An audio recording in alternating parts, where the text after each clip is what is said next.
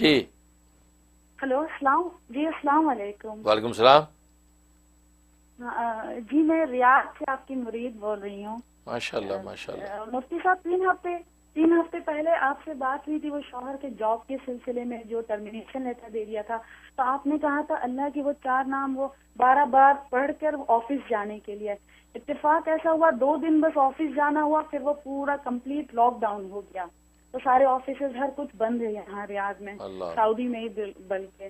تو اس صورت میں کیا کرنی چاہیے؟ دھیرے دھیرے ٹائم کم ہوتا جا رہا اور کبھی کبھی بہت بے چینی اور ایک دم گھبراہٹ جیسا کیفیت ہو جاتی ہے ہم. ٹھیک ہے. اور دوسرا نا میرے ہسبینڈ کو بہت شارٹنیس آف بریتھ کی شکایت، یعنی ان کو سانس کی تھوڑی تکلیف کبھی کبھی ہو جاتی ہے. ادھر 1 ہفتے سے بہت بڑھی ہوئی ہے، بات نہیں کر پا رہے، جیسے کھانسی جیسے ہونے لگتا ہے. فیور وغیرہ کچھ نہیں ہے، تھوڑا ان کا ایزما کی شکایت ہے جو دمہ کی، تو پلیز اس کے لیے بھی کچھ بتا دیا. دعا. جی بہت شکریہ بہت شکریہ ماشاء اللہ. تو آپ جو ہے ریاض سے بات کر رہی ہیں، ظاہر ہے آپ لوگ تو اللہ کے رسول کے گھر کے پڑوس میں ہیں، اسی وطن کے آپ لوگ باسی ہیں. ظاہر ہے اللہ کے رسول کی خاص نظر کرم آپ لوگوں پہ ہے، اللہ تبارک و تعالیٰ برکتیں دے. اور ظاہر ہے کہ آپ بتا رہی ہیں کہ وہ لاک ڈاؤن ہونے کی وجہ سے 3-4 دن پڑا ہے اور وہ سلسلہ جو بند ہو گیا. انشاءاللہ لاک ڈاؤن آپ کے حق میں خیر ہوگا، انشاءاللہ آپ کی جاب قائم رہے گی اور جاب انشاءاللہ ختم نہیں ہوگی، مزید جاری رہے گی.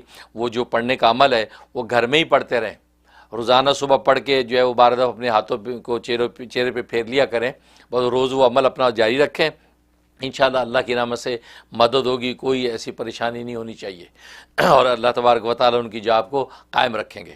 باقی رہی کہ ان کی جو تکلیف ہوتی ہے، سانس کی تکلیف ہو جاتی ہے، اس کے لیے نوٹ کر لیں سورۃ تکویر کی آیت ہے وَالصُّبْحِ اِذَا تَنَفَّسَ، غالباً 18 نمبر آیت ہے وَالصُّبْحِ اِذَا تَنَفَّسَ، اور قسم صبح کی جب وہ سانس لے. یہ قرآن میں اللہ کہہ رہے ہیں. تو وَالصُّبْحِ اِذَا تَنَفَّسَ، یہ اس کو جو ہر کھانے پینے پہ 7 دفعہ پڑھ کے دم کیا کریں، اور چلتے پھرتے جب بھی یاد آ جائے تو 7 دفعہ پڑھ کے اپنے سینے پہ پھونک لیا کریں. اس کی کثرت رکھیں، شاید بہت زبردست ہے. اس سے ان کا جو وہ سانس کا جو سلسلہ بالکل درست ہو جائے گا اور وہ انشاءاللہ ان کا سانس کا سلسلہ جو بحال ہو جائے گا اور پھیپھڑے کی جو بھی تکلیف و رفع ہو جائے گی. میں بھی دل سے دعا کرتا ہوں اللہ تبارک و تعالی ہر طرح ظاہری باطنی صحت و عافیت عطا فرمائے.